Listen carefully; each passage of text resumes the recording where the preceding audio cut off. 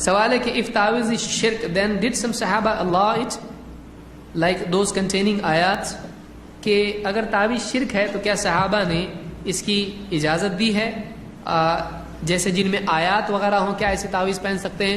کسی بھی صحابی سے، کسی صحیح سند سے ایسی کوئی حدیث نہیں آئی ہے کہ گلے میں تعویذ پہنا جا سکتا ہے، چاہے وہ قرآن کا ہو یا غیر قرآن کا ہو، کوئی دلیل اس کی نہیں ہے۔ عبداللہ بن عمرو بن عاص رضی اللہ تعالیٰ کی روایت ایک آئی ہے، لیکن وہ بھی صحیح نہیں ہے، اس کی بھی سند صحیح نہیں ہے، اس کی سند میں ابن اسحاق ہیں جو مدلس ہیں، تو وہ صحیح روایت نہیں ہے۔ عجب یہ ہے کہ لوگ فاتحہ کی سلسلے میں جو روایت آتی ہے اس کے سلسلے میں ابن اسحاق پر پوری طاقت لگاتے ہیں ضعیف ثابت کرنے کے لیے، جبکہ وہ ضعیف نہیں ہے، مدلس ہیں، عن سے روایت کرتے ہیں، لیکن جب تعویذ کا مسئلہ آتا ہے تو لے لیتے ہیں۔ تو اس طرح سے نہیں کرنا چاہیے، انصاف آدمی کے اندر ہونا چاہیے۔ تو کوئی صحیح روایت ایسی نہیں ہے کہ تعویذ پہننا چاہیے، چاہے قرآن کا ہو چاہے کسی بھی چیز کا ہو۔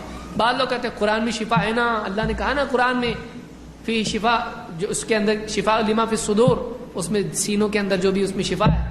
آپ بتائیے قرآن میں شفا ہے، شفا کا اپنا اپنا ایک طریقہ ہوتا ہے، اور آپ مثال کے طور پر شہد میں بھی تو اللہ نے کہا نا شفا ہے، کیا کہا؟ فی شفاء للناس، اس شہد میں لوگوں کے لیے کیا ہے؟ شفا ہے۔ قرآن میں بھی کیا کہا؟ یہ شفا ہے۔ تو آپ قرآن کو کہہ رہے ہیں کہ قرآن شفا ہے تو اس کو گلے میں باندھنا چاہیے، تو بھی شہد میں بھی شفا ہے، اتنی بڑی باٹل باندھیں گے گلے میں؟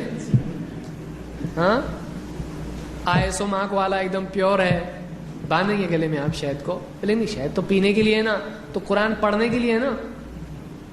کوئی ڈاکٹر اگر آپ کو دوائی دے، دیکھیے یہ آپ کو تکلیف ہے، یہ مرہم ہے، یہ لگائیے سر پہ، اور یہ گولی ہے اس کو کھائیے، اب کیا کریں گے آپ؟ گولی بھی لی، مرہم بھی لیا، دونوں بوٹل باندھے گلے میں، اللہ اکبر، نماز بھی پڑھ رہے ہیں، مسجد میں سب دیکھ رہے کیا ہوا ہے اس کو، بولے اس میں شفا ہے۔ تعویذ باندھتے تو یہ کیوں نہیں باندھیں گے؟ اللہ چاہے تو دے سکتے شفا۔ ارے پاگل کہیں کہ کھا اس کو۔ اچھا دونوں کھا بھی نہیں سکتا، ایک مرہم ہے اور ایک دوائی ہے، مرہم بھی لے کے آیوڈیکس کھا رہا، بہت اچھا ہے، چلے گا؟ بھی بولی گئے کام سے، ان کو وہ ڈاکٹر نہیں دوسرے ڈاکٹر کے پاس نہیں جانا چاہیے تھا، غلط ڈاکٹر کے پاس دے گئے۔ بولیں گے یہ لگانے کا ہوتا ہے، یہ کھانے کا ہوتا ہے۔ تو جو دوا جیسے استعمال کرنے کی ہے ویسے کرنے سے فائدہ ہوتا ہے۔ قرآن جو علاج ہے، شفا ہے، وہ پڑھنے سے ہے، پڑھیے اس کو، سستی چھوڑیے، پڑھیے، اس ہر چیز باندھ دیے گلے کے اندر۔ بولے جس کو پڑھنے نہیں آتا اس کو کیا کریں گے؟ پھر اس کے گلے میں نہیں باندھ سکتے کیا؟ اللہ کے نبی صلی اللہ علیہ وسلم کے زمانے میں کتنے لوگ تھے ان پڑھ تھے، کیا ان کے لیے باندھنے کا کوئی سسٹم تھا؟ نہیں۔ تو کون سا ان پڑھ ہے؟